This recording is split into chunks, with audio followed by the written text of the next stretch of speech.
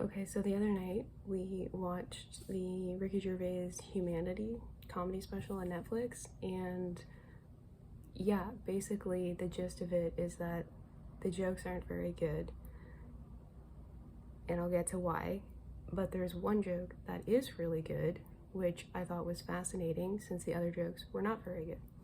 And the joke that was really good was about owning cats and how cats are the only animal that domesticated themselves. And he basically said, imagine if cats had introspective capacity and self-awareness, how they would be dealing with these existential questions like killing a mouse and playing with the mouse and feeling like they're a psycho.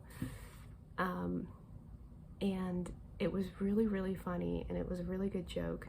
And then I was thinking, like, why was that joke so funny? And then, you know, comedy in itself is almost like an observational discourse or art form, where we make observations about the world, and through our introspection and introjection of what's happening and our interpretation of things, either we connect to a relatable undertone of, you know, a cultural collective sort of psychological awareness of something, or we don't, right? And then the joke doesn't land.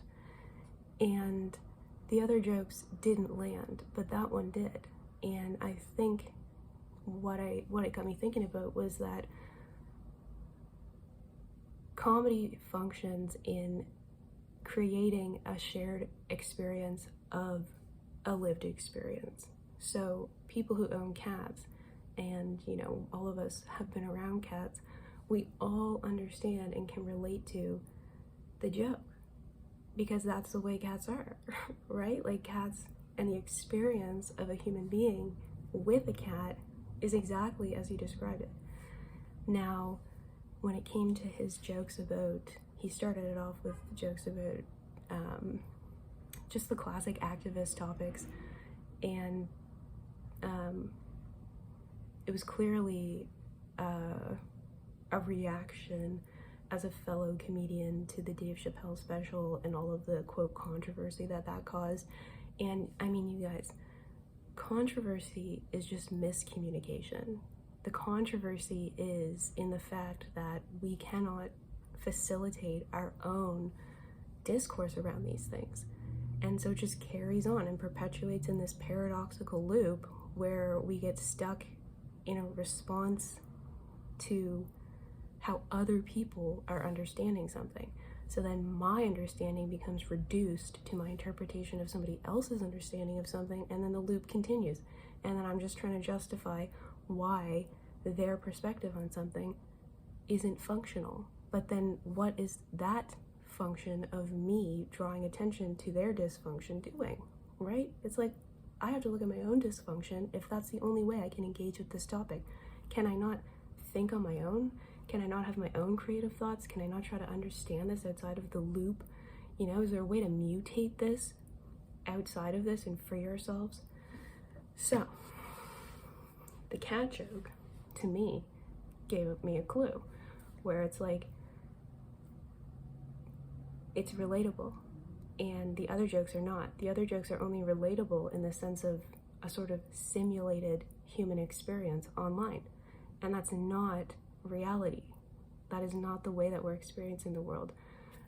So his other joke about an overweight person, you know, like a morbidly obese person going to the doctor, and he puts on this silly voice, like a high pitch, you know, and is doing like the body motions and everything, and it was so sad. Like, it was just a very sad joke, and I don't know, like, it just felt like he was a sad person making a sad joke.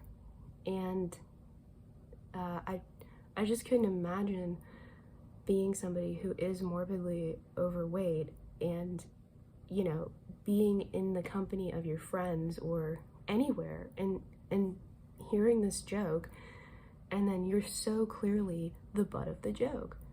And you know, Ricky Gervais says that he's overweight, so he understands, and then that predicates him making this joke, but it just completely lacked any relatability, because the only level of the joke was this one-dimensional observational interpretation of a theoretical morbidly obese person at the doctor, and the joke was just totally dehumanizing, you know? And it's like, that's a tragedy. That is a man on a stage who can only understand something about his human experience through the lens of interpretation based on other people's ideas. And it was the same as when he was talking about women and trans issues. You know, the jokes and the level of introspection that he was bringing to this comedy special were so superficial because they're devoid of human experience, if that makes sense. So, you know, he had to keep giving these disclaimers before he would make a joke. And when you're giving disclaimers, it means that you already are intuitively aware that this is going to be difficult to relate to people. And, you know, instead of delving deeper into that characteristic of what he was doing, he just, you know, carried on with these jokes. So then the jokes that he made are only going to be relatable to people who can, like, who want to relate themselves to it out of, like, a sense of winning, if that makes sense. Like, it's difficult to explain, but I highly suggest just going and watching it, specifically to experience the difference between the cat joke and every other joke that he made.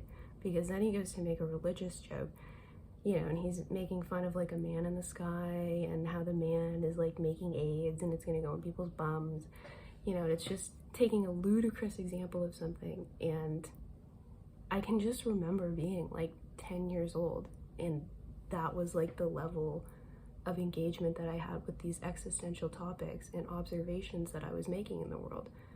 And, you know, as an adult, watching a man make these jokes on stage, to me, I've been him. I've been somebody who had a relationship to the environment and my world only through my capacity to interpret and orientate myself to these existential topics through other people's ideas and ways of relating to the things themselves. And all I could do was judge whether their relationships were functional or not, and then try to construct my own based on other people. So I think that's a tragedy. And that was sort of what I came to a conclusion on about the special, was that this is a tragedy.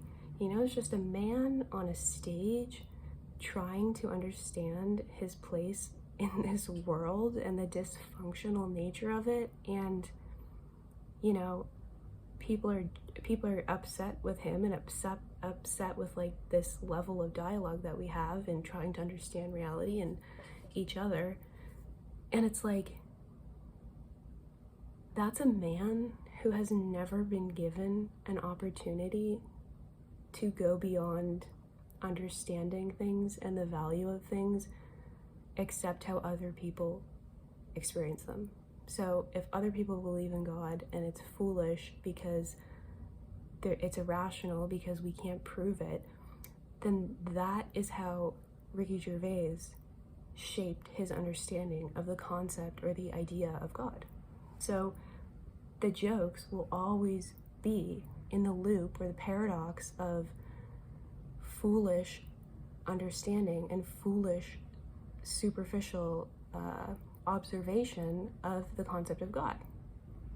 So then it's like, you know, for someone like me who really wants to understand things and has been Ricky Gervais and has not wanted to be alive and was so judgmental and depressed and nihilistic, like I would have been laughing with him just because I'm like, thank God somebody is expressing what I'm experiencing. And yet, when I turn off the TV and go back to my real life, my life is no more richer, it's no more meaningful, and I'm actually just left disconnected from my own humanity because I can't relate to the people that I built my own understanding of something through. So, yeah, I just felt like it was just like a very interesting thing where it's like, that's how I feel about everybody. It's like, until you have a reason to go beyond the level of observation that you have, until you have a reason to not make a joke in the way that you've made it, which is dehumanizing, you will keep making those jokes. So it's like, I am hardly holding him to a standard that he has never experienced, you know? Like, I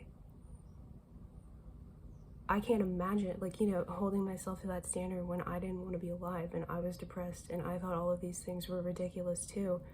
It's like if somebody had just come along and like critically judged me for not being aware of like the underlying cultural conversation that was happening, I would have just got defensive, you know? So I don't know if that makes any sense, but the gist of it is, you know, the interesting part about this is, you know, the tragedy. This is a human being who's trying to have a conversation with a limited perspective of the world. And it's like, he's just like a child, right? Like, we're all just like, if you think of people as children, it's like, well, I'm not expecting Ricky Gervais to like magically have like some sort of phoenix rising from the ashes where he's gonna come back with some prophetic insight for me to, you know, relieve the tension I experienced. It's up to me to do that. So it's like, I have to ask myself, what is happening here? How is this affecting people? Why is this comedy special the way that it is? And what do we do about it? What can I do as a person who knows that there's no value in me just judging him and focusing on the individual and trying to figure out how he needs to change? It's like, what needs to change so that Ricky Gervais can, you know, have a more meaningful, rich, connected understanding of reality, where when you're making a joke about a morbidly obese person, you're not just making a joke from the perspective of like this critical person sitting there in the corner who's, you know, dehumanizing the morbidly obese person because they just simply can't even imagine that joke including the perspective of said person, you know? And it's like, that's why the cat joke was so funny, is because everybody can be included in it in some way, even the cat. You know, it's like the cat was afforded a level of respect that the other jokes lacked. And the jokes, I think, lack that level of respect because the way that people understand their relationship to their obesity or to their identity, the way that that is being manifested online and in these places where Ricky Gervais has access to these sort of discussions, are just as superficial as Ricky Gervais's interpretation. So it's like, you know, that's why I'm always reading comments and everything, because in the comments and in the reality of these situations is where the depth is, and it's where the humanity is, it's where the nuance is and the complexity and the reality. You know, the truth is always there. And, you know, jokes can be made out of that, and they'll be hilarious for everybody because they're going to make sense.